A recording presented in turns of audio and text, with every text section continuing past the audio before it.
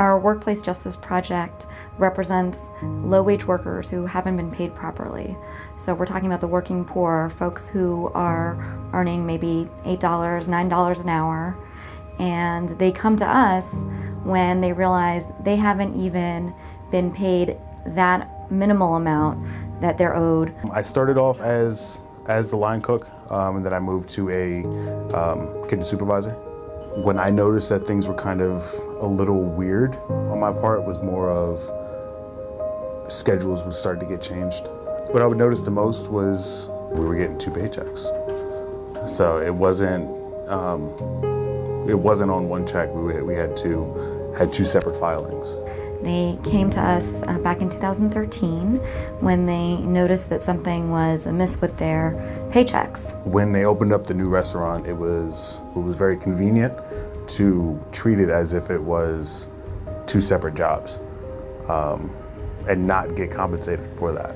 When their boss assigned them to work at different locations within the restaurant group in the airport, their hours would be totaled up separately, and they'd receive separate paychecks.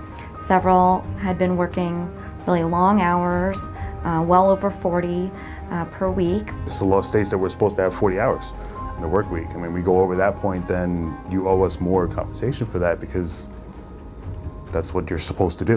This is called wage theft. It's like, you know something's not right, but your main focus is, I need to make sure that my bills are paid. Especially when you're working those many hours and you're split between the 2 jobs, you don't really have time to really think about what's going on in the moment.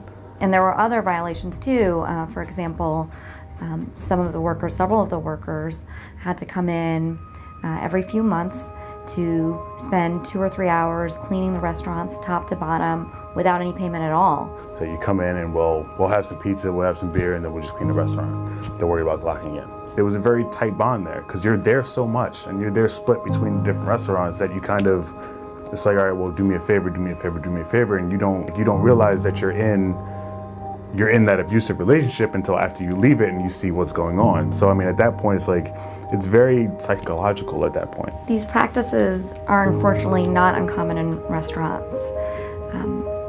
And that's why we took the case, and that's why we take all of our cases. We saw it as an opportunity not only to help a group of workers, but to impact an industry where low-wage employment is the norm and where wage theft occurs on a daily basis. That's how the PJC does all of its work. We're about changing the larger systems that keep people poor. The PJC definitely helped us get the courage that we needed.